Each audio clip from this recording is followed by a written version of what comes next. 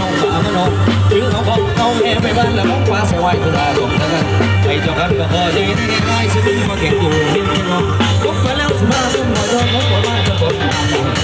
แก่นสนองยินอยู่ทั้งนี้ปีกับว่าเห็นกันนะดึงกับน้องอยู่เมืองมันปวดสมองอยู่เมืองมันปวดสมองคนไหนใจกองเห็นสิ่งกันให้ใจเราแต่ทุกวันนี้อาจจะรักมันเราเคยแต่กับไอ้สารสาวนาสวรรค์ของรวยสร้างความห่วงส่งกล้วยเรียงตา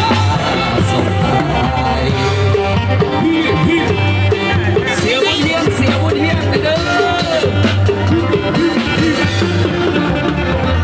ใครมาได้จะซื้อขึ้นไม่ใช่ไม่เลือกจะขอร้องโมเดียวทิ้งจะกิ้วเรือบุญจะเพียงเสียงกระดองเพลงเพลงกระดองหน้าบ่ดังกล่าวว่าน้องอายเป็นคนเก่งเห็นหน้าสุดว่าได้เก่งเท่แท้ๆต้องบอกคนเขาต้องเก่งกระดองเรือเพราะแม่เก่งว่าน้องจะมีกระดูกเรือเศร้าย้ำต้องจะมากินต้มไก่มาตัวเดียวสิต้มไม่ได้หรอกกินอิ่มแล้วเขาจะคอยลงกันกินอิ่มแล้วเขาจะคอยลงกันหยอกกันได้ที่หน้าคงควรใจเท่คงควรใจเท่น้องวันนี้จัดสุดพิเศษให้ทั้งมุกกองแซ่บเย่ได้เย่ได้ใช่ดี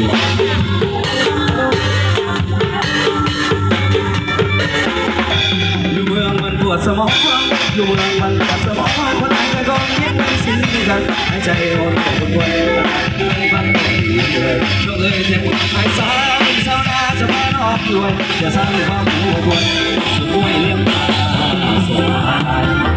ได้มาแล้วซื่อๆทำไม่ใส่เรื่องอย่าขอลงหัวเดียวจริงเก็บเกี่ยวเรือบุญเป็นนิสัยกระดองเป็นแท่งกระดองหน้าบ่ยันกล่าวว่าน้องอายเป็นคนเก่งเก็บหน้าสุขหัวที่เก่งแท้ๆแต่แท้ๆคนคนดอกคือกระดองย้อนเข้ามาเพราะแม่เก่งเพราะเราจะมีกระดูกเรื่องเร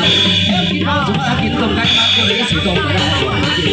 กินแล้วเขาจะคอยลุกขึ้นกินแล้วเขาจะคอยลุกขึ้นสีก็ไม่ถึงหน้าคนใจได้หรอก